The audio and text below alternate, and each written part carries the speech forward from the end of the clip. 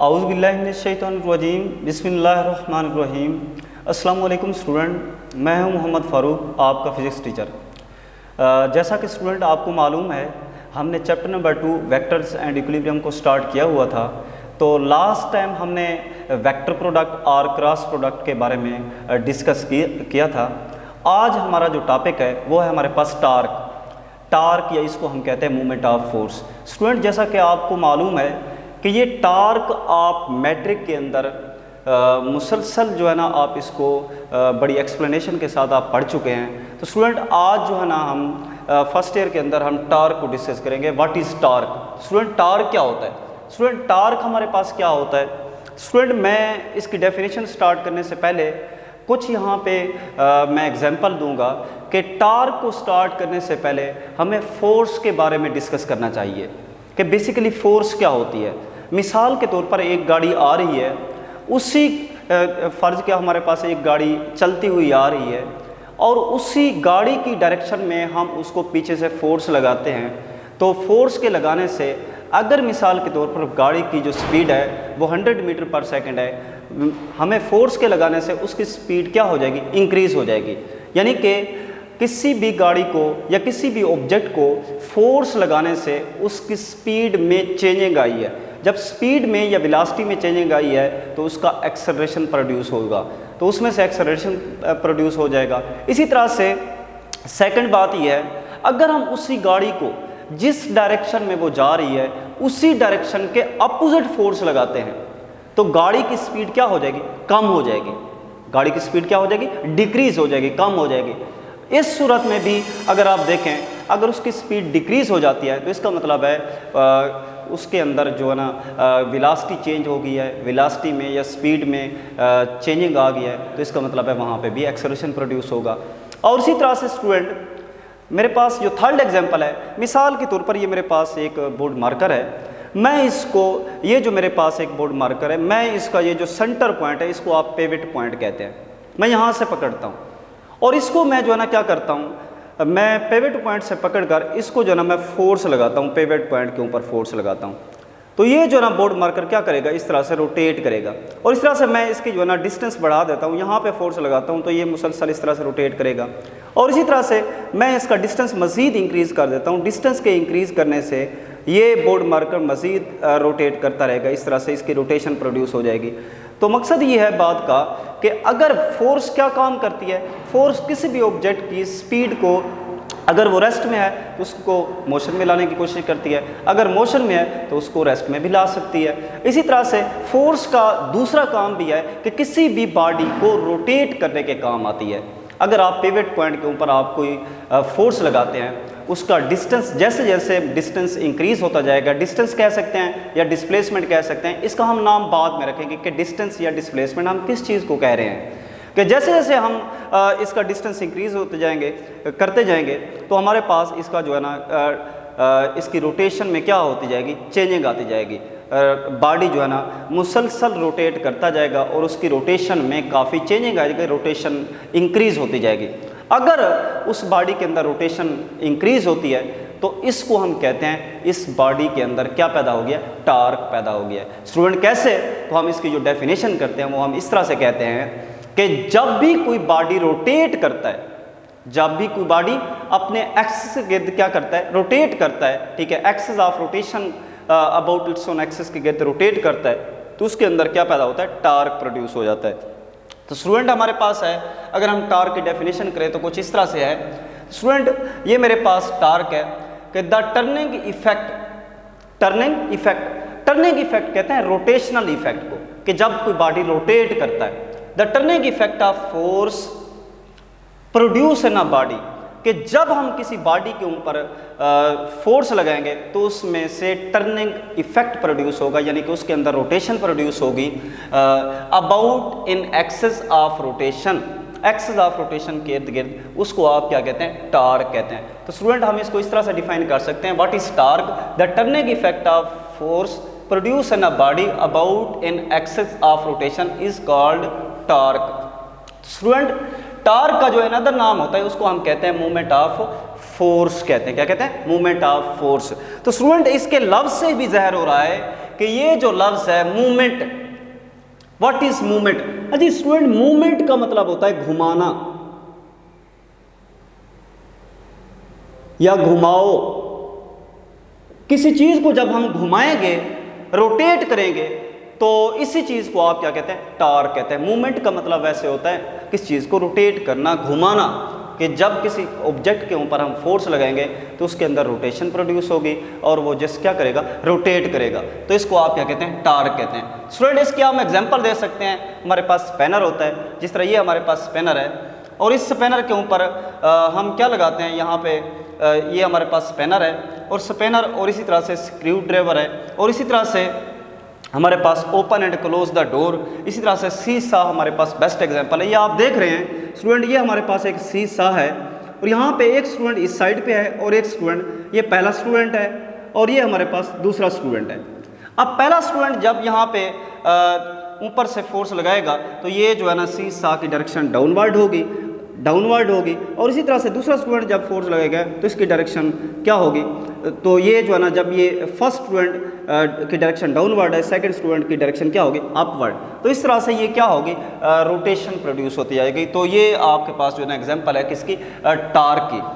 तो स्टूडेंट, हमारे पास ये जो हमारे पास कुछ एग्जाम्पल्स हैं, हमारे पास स्पैनर है, स्क्रू ड्राइवर है, उसके बाद हमारे पास open and close the door है कि जब हम किसी डोर को ओपन या क्लोज करते हैं तो ये हमारे पास बेस्ट एग्जांपल है किसकी? टार्क की एग्जांपल है। इसी तरह से हमारे पास सीसा है कि बच्चों का जो झूला होता है सीसा, एक बच्चा इस साइड पे होता है, दूसरा बच्चा इस साइड पे होता है। जब वो आगे पीछे क्या करते हैं? फोर्स लगाते हैं, मूव करते हैं। तो जब ये अगर आप देखें इस फिगर को तो ये हमारे पास ये फर्स्ट मैन है, ये सेकेंड, ये पहला बच्चा है, ये दूसरा बच्चा है। अब पहला बच्चा जब ऊपर नीचे मूव करेगा तो इसकी डायरेक्शन डाउनवर्ड होगी और इसकी डायरेक्शन क्या होगी? अपवर्ड होगी। तो इस तरह से ये सीसा क्या करेगा? ये जो ना जो फिगर है रोटेट करती रहेगी तो हमारे पास टर्निंग इफेक्ट क्या होगा? प्रोड्यूस होगा। तो ये हमारे पास टार्क की एग्जांपल है। इसी तरह से रोटेशन ऑफ फैन, कि फैन के अंदर जो है ना, पंखे के अंदर जो रोटेशन होती है, ये भी हमारे पास टार्क की एग्जांपल है। स्टूडेंट, याद रखना है एक बात, मैं आपको यहाँ पे एक बात बताता चलूँ कि हमारे पास पंखा होता है, सीलिंग फैन, तो ये हमारे पास एक ऐसा फैन होता है, ठीक है ना, जब ये रोटेट कर रहा होता है, मिसाल के तौर पर हम अक्सर कहते हैं कि इसके अंदर टार्क है। तो स्टूडेंट याद रखना है, टार्क का फार्मूला होता है, टार्क का एक फार्मूला होता है, टा इज इक्वल टू होता है आई अल्फा। टा इज इक्वल टू क्या होता है? आई अल्फा, ठीक है। तो हमारे पास अल्फा जो है ये एंगुलर एक्सेलरेशन है। एंगुलर एक्सेलरेशन उस वक्त प्रोड्यूस होगा जब हमारे पास एंगुलर वेलोसिटी में क्या आएगी? कोई चेंजिंग आएगी। एंगुलर वेलोसिटी चेंज होगी तो एक्सेलरेशन प्रोड्यूस होगा।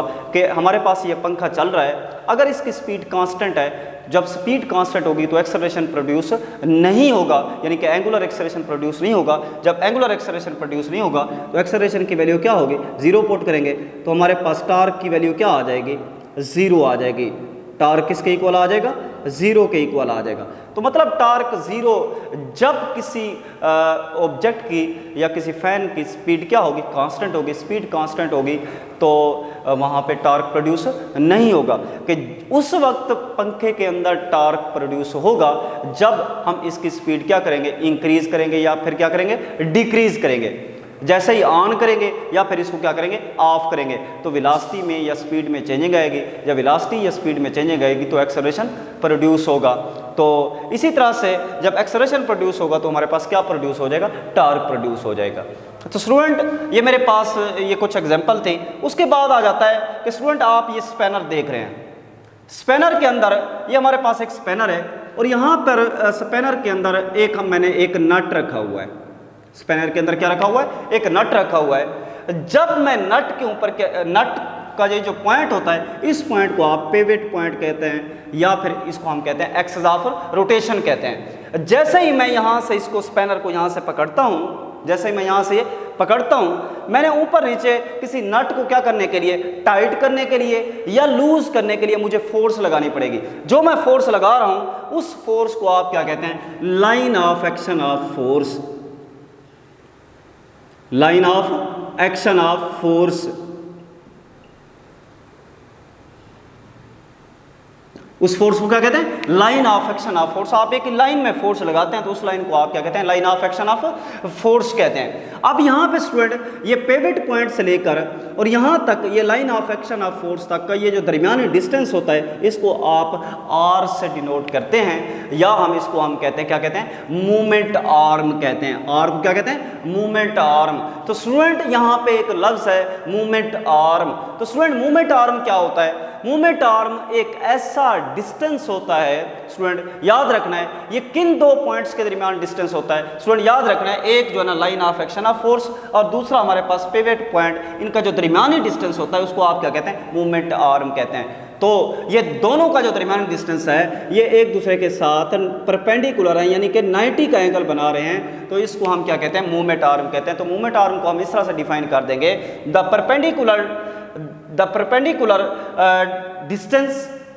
perpendicular distance between line of action of force and pivot is called movement arm। या इस तरह से हम डिफाइन कर सकते हैं, the perpendicular distance between pivot and line of action of force is called movement arm। Student को हम इसको डिफाइन कर देंगे नीचे, the perpendicular distance between line of action of force and pivot।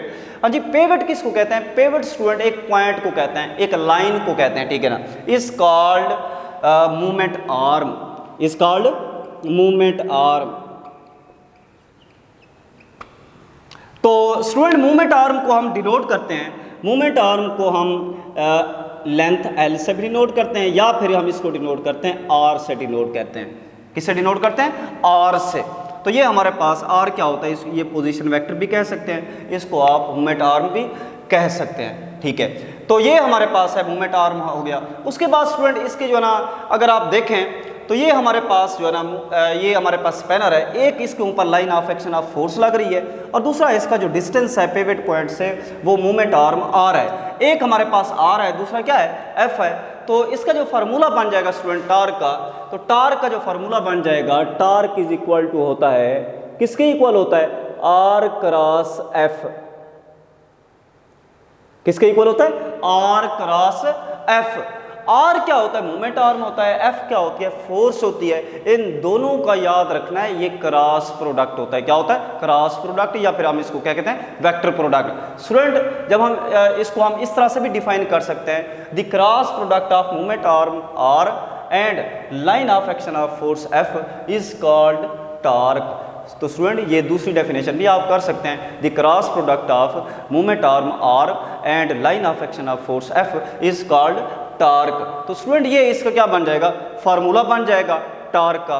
तो ये हमारे पास टार्क क्या आ जाएगा स्टूडेंट? ये हमारे पास फार्मूला आ जाएगा। उसके बाद इसका यूनिट अगर हम निकालें तो स्टूडेंट याद रखें, टार्क का जो यूनिट होता है, डिस्टेंस का यूनिट होता है मीटर और फोर्स का यूनिट क्या होता है? न्यूटन।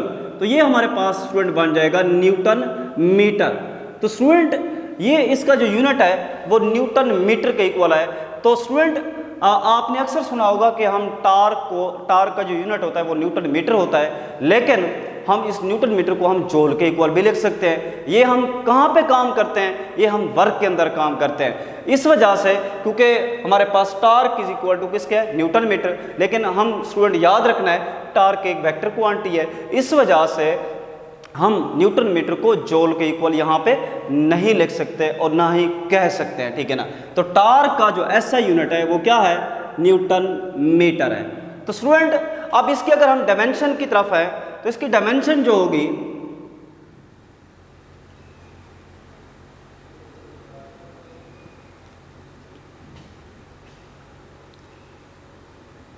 स्टूडेंट इसकी जो डायमेंशन होगी टार्क की, तो टार्क की जो डायमेंशन होगी यहाँ पे वो हमारे पास डायमेंशन आ जाती है। हाँ जी स्टूडेंट याद रखना है, न्यूटन किस चीज़ के इक्वल है?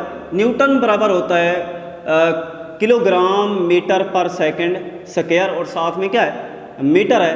तो ये क्या किस चीज़ के इक्वल आ जाएगा? किलोग्राम मीटर स्क्वायर पर सेकंड स्क्वायर। तो ये इसका जो है ना अनदर यूनिट बन जाएगा हमारे पास। तो इसको अगर हम डायमेंशन के फॉर्म में लिखें तो किलोग्राम है, किलोग्राम की जगह पर हमारे पास जो इसकी किलोग्राम की जो डायमेंशन आ जाएगी वो कैपिटल एम आ जाएगा।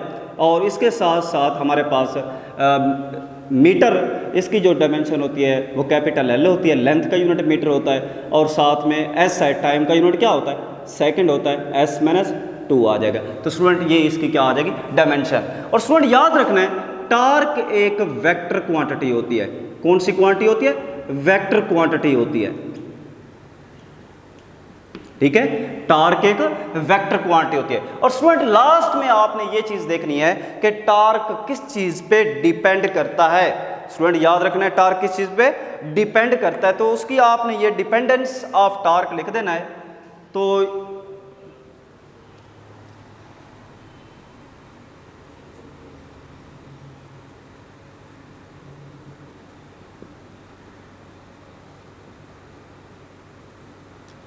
डिपेंडेंस ऑफ टार्क कि टार्क किस चीज पे डिपेंड करता है। स्टूडेंट याद रखना है, तो एक तो torque line of action of force के ऊपर डिपेंड कर रहा है, दूसरा मूवमेंट आर्म पे डिपेंड, और तीसरा किसके ऊपर डिपेंड कर रहा है, एंगल के ऊपर डिपेंड कर रहा है। स्टूडेंट यहाँ पे मैं लिख दूंगा कि टार्क जो है ना वो डिपेंड करता है, वो 3 चीज़ों के ऊपर डिपेंड करता है। फर्स्ट चीज़ हमारे पास क्या चीज़ है जी, फर्स्ट चीज़ हमारे पास स्टूडेंट वो हमारे पास है फोर्स, और सेकंड ये मूवमेंट आर्म पे डिपेंड करता है, मूवमेंट आर्म और फोर्स F, और थर्ड ये किस पे डिपेंड करता है, ये एंगल पे डिपेंड करता है। किस पे डिपेंड करता है, थीटे पे डिपेंड करता है, एंगल पे डिपेंड करता है। तो स्टूडेंट ये हमारे पास था डिपेंडेंस ऑन टार्क, कि टार्क किन चीज़ों पे डिपेंड करता है, एक फोर्स के ऊपर डिपेंड करता है, दूसरा मूवमेंट आर्म आर के ऊपर डिपेंड करता है, तीसरा एंगल के ऊपर डिपेंड करता है। स्टूडेंट याद रखना है टार्क आपके पास पॉजिटिव उस वक्त आएगा जब आपके पास एंगल कितना डिग्री का होगा, 90 डिग्री का होगा। कितना डिग्री का होगा, 90 डिग्री का होगा। अगर हम यहाँ पे चेक करें तो हमारे पास टार्क इज इक्वल टू है, टार्क किसके इक्वल होता है, आर क्रॉस एफ के इक्वल होता है। तो ये हमारे पास क्रॉस खत्म करेंगे तो ये आर एफ साथ में क्या आ जाएगा, साइन थीटा। थीटा कितना डिग्री है, 90, तो आर एफ साइन 90 आ जाएगा। साइन 90 किसके इक्वल होता है, 1 के इक्वल। तो ये हमारे पास टार्क क्या आ जाएगा, पॉजिटिव आ जाएगा। तो स्टूडेंट ये हमारे पास आज का जो हमारा टॉपिक था, तो सबसे पहले हमने किया है कि टार्क को डिफाइन किया है, उसके बाद हमने इसके एग्जांपल को देखा है, उसके बाद मूवमेंट आर्म क्या होता है इसको हमने देखा है, उसके बाद हमने line of action of force और इसके साथ पिवट पॉइंट को डिस्कस किया है, और इसके साथ हमने इसका फार्मूला, यूनिट और इसकी डायमेंशन और इस तरह से ये किस चीज़ पे डिपेंड करता है। उम्मीद है स्टूडेंट यहाँ तक आपको अच्छी तरह समझ आया होगा। इंशाल्लाह टार्क ऑन रिजिड बॉडी इंशाल्लाह नेक्स्ट लेक्चर में स्टडी करेंगे। अल्लाह हाफिज़।